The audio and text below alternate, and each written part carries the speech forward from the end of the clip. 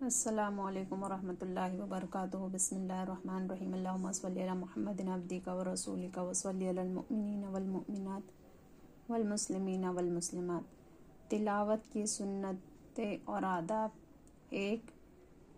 ایک آیت کا حفظ کرنا ہر مسلمان مکلف پر فرض عین ہے، اور پورے قرآن کا حفظ کرنا فرض کفایہ ہے، اور سورہ فاتحہ اور ایک دوسری چھوٹی صورت یا اس کے مثلاً 3 چھوٹی آیتیں یا ایک بڑی آیت کا حفظ واجب عین ہے۔ 2 قرآن مجید دیکھ کر پڑھنا زبانی پڑھنے سے افضل ہے کہ یہ پڑھنا بھی ہے اور یہ دیکھنا بھی، اور ہاتھ سے اس کا چھونا بھی ہے، یہ سب عبادت ہے۔ 3 مستحب ہے کہ باوضو قبلہ رو اچھے کپڑے پہن کر تلاوت کرے، اور شروع تلاوت میں اعوذ پڑھنا سنت ہے، ابتدائی صورت میں بسم اللہ سنت ورنہ مستحب ہے، اور اگر جو آیت پڑھنا چاہتا ہے اس کی ابتدا میں ضمیر مولا تعالیٰ کی طرح راجی ہو، جیسے هو اللہ الذی لا الہ الا ہوا، تو اس صورت میں اعوذ کے ساتھ بسم اللہ پڑھنے کا استحباب موقد ہے۔ درمیان میں کوئی دنیاوی کلام کرے تو اعوذ باللہ اور بسم اللہ پھر پڑھے، اور دینی کام کیا یعنی مثلاً سلام کرے تو اعوذ باللہ اور بسم اللہ پھر پڑھے۔ دینی کام کیا مثلاً سلام یا اذان کا جواب دیا، سبحان اللہ اور کلمہ طیبہ وغیرہ اذکار پڑھے تو اعوذ باللہ پھر پڑھنا اس کے ذمہ نہیں۔ 4 لیٹ کر قرآن مجید پڑھنے میں حرج نہیں، جبکہ پاؤں سمٹے ہوئے ہو اور منہ کھلا ہو۔ یوں ہی چلنے اور کام کرنے کی حالت میں بھی تلاوت جائز ہے، جبکہ دل نہ بٹے ورنہ مکروہ ہے۔ 5 غسل خانے اور مواضع نجاست یعنی نجاست کی جگہ مثلاً بیت الخلاء میں قرآن مجید پڑھنا ناجائز ہے۔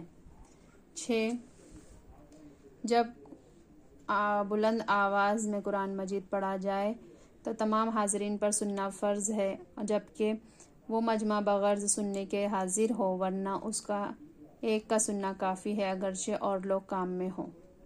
7 مجمع میں سب لوگ بلند آواز سے پڑھے یہ حرام ہے، اگر اکثر تیجوں میں سب بلند آواز سے پڑھتے ہیں یہ حرام ہے، اگر چند شخص پڑھنے والے ہو تو حکم ہے کہ آہستہ پڑھے۔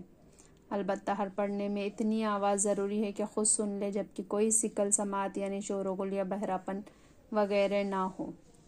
8 بازاروں میں اور جہاں لوگ کام میں مشغول ہو بلند آواز سے پڑھنا ناجائز ہے، اگر سب لوگ نہ سنیں گے تو گناہ پڑھنے والے پر ہوگا۔ اگر کام میں مشغول ہونے سے پہلے اس نے پڑھنا شروع کر دیا ہو، اور اگر وہ جگہ کام کرنے کے لیے مقرر نہ ہو تو اگر پہلے پڑھنا اس نے شروع کیا اور لوگ نہیں سنتے تو لوگوں پر گناہ ہے، اور اگر کام شروع کرنے کے بعد اس نے پڑھنا شروع کیا تو اس پر گناہ۔ 9 مدرسے میں سبق یاد کرنے کے لیے ایک ہی وقت میں کئی طلباء بلند آواز سے قرآن شریف پڑھتے ہیں یہ جائز ہے۔ 10 تلاوت کرنے میں کوئی شخص معظم، دینی بادشاہ اسلام، عالم دین، استاد یا باپ آ جائے تو تلاوت کرنے والا اس کی تعظیم کو کھڑا ہو سکتا ہے۔ 11 قرآن مجید بلند آواز سے پڑھنا افضل ہے، جبکہ کسی بھی نمازی، مریض یا سوتے کو ایذا نہ پہنچے۔ 12 جو شخص غلط پڑھتا ہو تو سننے والے پر واجب ہے کہ بتا دے، بشرط یہ کہ بتانے سے کینہ و حسد پیدا نہ ہو۔ اسی طرح اگر کسی کا مصحف شریف، قرآن شریف اپنے لیے عاریت مانگا ہے، اگر اس میں کتابت کی غلطی دیکھے تو بتا دینا واجب ہے۔ 13 قرآن مجید یاد کر کے بھلا دینا گناہ ہے۔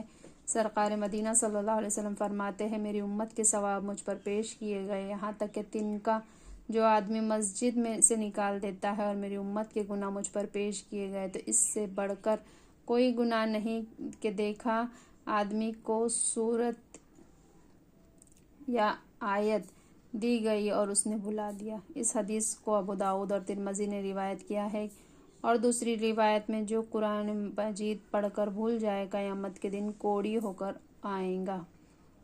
اور قرآن مجید میں یہ ہے کہ ایسا شخص اندھا اٹھایا جائے گا۔ 14 جس گھر میں قرآن مجید رکھا ہو اور اس میں بیوی سے صحبت کرنا جائز ہے، جبکہ قرآن مجید پر پردہ پڑا ہوا ہو۔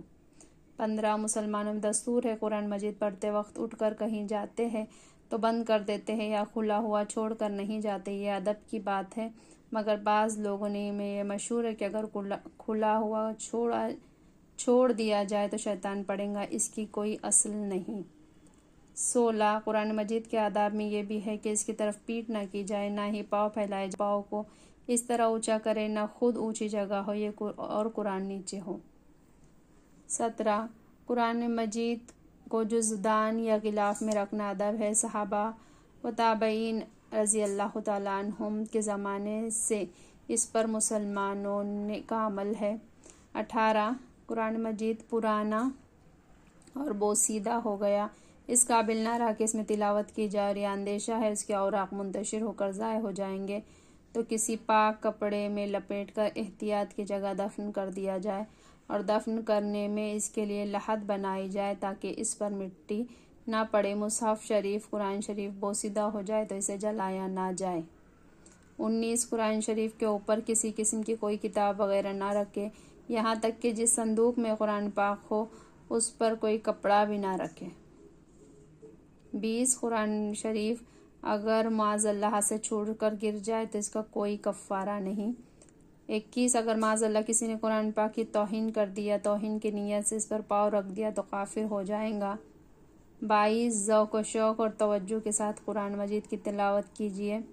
23 حضور قلب سے قرآن مجید کی تلاوت کیجیے اور اس میں کبھی بھی اکتاہٹ کا مظاہرہ نہ کیجیے۔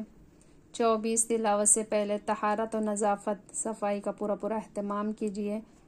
25 تلاوت کے وقت ظاہری پاکی و طہارت کے ساتھ ساتھ دل کو بھی گندے خیالات، برے جذبات اور ناپاک مقاصد سے پاک کیجیے۔ 26 ہمیشہ پاک و صاف جگہ پر بیٹھ کر تلاوت کلام پاک کیجیے۔ 27 قرآن مجید کی عظمت کے ساتھ ساتھ اللہ تعالیٰ کی عظمت بھی دل میں جمائے رکھیے اور یہ یقین رکھیے جسے آپ پڑھ رہے ہیں یہ کسی انسان کا کلام نہیں۔ 28 اگر کسی کے لیے تکلیف دہ نہ ہو تو بلند آواز میں تلاوت کلام پاک کیجیے۔ 29 لوگوں کو اپنا معتقد اور گرویدہ بنانے، اپنی خوش الہانی کا سکہ جمانے اور اپنے دینداری کی دھاک بٹھانے کے لیے تلاوت سے پرہیز کیجیے۔ 30 وقت سحر اور نماز تہجد میں قرآن شریف پڑھنے کی بہت زیادہ کوشش کیجیے اور خصوصی اہتمام کے ساتھ ان مواقع پر تلاوت کیجیے۔ 31 تلاوت کے ساتھ ساتھ ترجمہ و تفسیر بھی پڑھتے رہیے۔ 32 اس عزم کے ساتھ تلاوت کیجیے کہ مجھے اس کے احکام کے مطابق اپنی زندگی کو بنانا اور اس کی ہدایت کی روشنی میں اپنی زندگی کو سنوارنا ہے۔ 33 تلاوت قرآن کو اللہ عز و جل کے قرب کا ذریعہ سمجھیے اور یقین رکھیے کہ قرآن سے شغف اللہ تعالیٰ سے شغف ہے۔ 34 حقوق آیات کا لحاظ رکھیے اور آیات سجدے پر سجدہ بجا لائیے۔ 35 سجدہ تلاوت کرنے کا طریقہ، آیت سجدہ پڑھی یا سنی تو کھڑے ہو کر سجدہ تلاوت کی نیت سے اللہ اکبر کہتے ہوئے سجدے میں جائیے اور کم از کم 3 مرتبہ سبحان ربی الاعلیٰ کہیے، پھر اللہ اکبر کہتے ہوئے کھڑے ہو جائیے۔ اول آخر دونوں بار اللہ اکبر کہنا سنت ہے اور کھڑے ہو کر سجدے میں جانا اور سجدے میں کھڑا ہونا یہ دونوں قیام مستحب ہیں۔ ہاتھ اٹھانے، اتحیات پڑھنے اور سلام پھیرنے کی ضرورت نہیں۔ 36 قرآن مجید میں موجودہ سابقہ اقوام انبیاء علیہ السلام کے تذکرے و واقعات کو کے طور پر نہ پڑھیے بلکہ سبق و عبرت حاصل کرنے کی نیت مقصود رکھیے۔ 37 تلاوت میں مخارج ٹھیک ادا کیجیے، الف اور عین، سین، شین اور صاد، لال، زا اور ذا، ہا اور ہا وغیرہ حروف کی ادائیگی میں ایک دوسرے کا امتیاز رکھیے۔ 38 تلاوت کے دوران قرآن پاک کی آیات سے اثر قبول کرنے کی بھی کوشش کیجیے، مثلاً جب رحمت، مغفرت اور جنت کی لازوال نعمتوں کا تذکرہ پڑے تو مسرت سے جھوم اٹھے، جب خدا کی غیظ و غضب اور جہنم کی ہولناکیوں کا تذکرہ پڑے تو بدن کانپنے لگے، آنکھیں بے اختیار بہہ پڑے اور دل تو بندامت کی کیفیت سے رونے لگے اور اللہ عز و جل سے پناہ مانگنے لگے۔ جب صالحین کی کامرانیوں کا ذکر پڑے تو چہرہ خوشی سے دمکنے لگے، جب قوموں کی تباہی کا حال پڑے تو چہرہ غم سے نڈال نظر آئے، جب وعید و خوف کی آیتیں آئے تو جسم لرزنے لگے، بشارت کی آیات پڑھ کر روح شکر کے جذبات سے سرشار ہو جائے۔ آیت تسبیح آئے تو تسبیح و تکبیر کہے، آیت استغفار آئے تو استغفار کرے۔ جب امید و توقع کی آیات آئے تو اللہ عز و جل کے حضور دست دعا دراز کر کے دعا مانگے۔ 39 قرآن کو سمجھنے کے لیے صرف اپنے فہم و دانش پر بھروسہ کرنے کے بجائے اللہ تعالیٰ کی توفیق و تائید پر اعتماد کیجیے اور ہمیشہ اس کی رہنمائی اور دستگیری کے لیے التجا کرتے رہیے۔ 40 تلاوت کے ساتھ ساتھ علوم قرآنیہ پر خود بھی دسترس اور مہارت پیدا کیجیے اور دوسروں کو بھی اس کی ترغیب دیجیے۔ 41 تلاوت قرآن کا معاوضہ لینے اور دینے کا تو خیال بھی اپنے دل میں پیدا ہونے دیجیے۔ 46 جتنے دنوں میں قرآن شریف ختم کرنا مقصود ہو اس حساب سے قرآن کو منزل اور حصوں میں تقسیم کر کے تلاوت کیجیے۔ 43 تلاوت قرآن مجید سے فارغ ہونے کے بعد اپنی غلطی اور کوتاہیوں کے بے عملیوں پر کثرت سے استغفار کیجیے۔ 44 تلاوت کے بعد خصوصی دعا بھی فرمائیے، اے ہمارے پیارے اللہ عز و جل، ہمیں قرآن عظیم کی تلاوت کرنے، اس پر عمل کرنے کی توفیق مرحمت فرما۔ آمین بجاہ النبی الامین صلی اللہ علیہ وسلم۔ یہی ہے آرزو تعلیم قرآن عام ہو جائے، یہی ہے آرزو تعلیم قرآن عام ہو جائے، ہر ایک پرچم سے اونچا پرچم اسلام ہو جائے۔ اسی طرح کی اسلامک ویڈیو دیکھنے کے لیے آپ اس ویڈیو کو لائک، سبسکرائب اور چینل پر نئے ہیں تو کمنٹ ضرور کیجیے۔